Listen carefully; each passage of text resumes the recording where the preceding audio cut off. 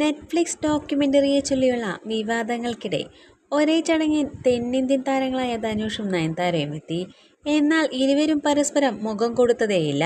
ഹാളിൻ്റെ മുൻനിരയിലിരുന്നിട്ടും ഇരുവരും പരസ്പരം അറിയാതെ ഒന്നും നോക്കുക പോലും ചെയ്തില്ല. ഇതിൻ്റെ വീഡിയോ സോഷ്യൽ മീഡിയയിൽ ഇപ്പോൾ വൈറലാവുകയാണ്. ധനുഷ് സംവിധാനം ചെയ്യുന്ന പുതിയ ചിത്രമായ ഇഡ്ഡലിക്കടയുടെ നിർമ്മാതാവായ ആകാശ് ഭാസ്കറിൻ്റെ വിവാഹ ചടങ്ങിനെത്തിയതാണ് താരങ്ങൾ. പകർപ്പവകാശ തർക്കം കൊടുമ്പിരിക്കൊണ്ടിരിക്കെ ഇതാദ്യമായാണ് നയൻതാരയും ധനുഷും ഒരേ ചടങ്ങിനെത്തുന്നത്. ഭർത്താവും സംവിധായകനുമായ വിഘ്നേഷ് ശിവനും നയൻസിനൊപ്പമുണ്ടായിരുന്നു. ഇവരെത്തുമ്പോൾ സദസ്സിന്റെ മുൻനിരയിൽ തന്നെ ധനുഷും ഉണ്ടായിരുന്നു. ചടങ്ങിൽ ധനുഷ് ഇരുന്നതിന് തൊട്ടടുത്ത ഇരിപ്പിടത്തിൽ തന്നെയാണ് നയൻതാരയും ഇരുന്നത്.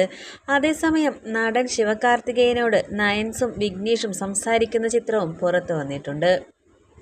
നയൻതാരയുടെ ജീവിതത്തെ ആസ്പദമാക്കി നെറ്റ്ഫ്ലിക്സ് പുറത്തിറക്കിയ നയൻതാര ബിയോണ്ട് ദി ഫെയറി ടെയിലിനും ഞാനും റൗഡി താൻ എന്ന ചിത്രത്തിലെ 3 സെക്കൻഡ് ദൈർഘ്യമുള്ള ദൃശ്യം ഉൾപ്പെടുത്തിയതിന് നടൻ ധനുഷ് 10 കോടി രൂപ കോപ്പിറൈറ്റ് ഇനത്തിൽ ചോദിച്ച സംഭവം വലിയ ചർച്ചകൾക്ക് വഴിയൊരുക്കിയിരുന്നു.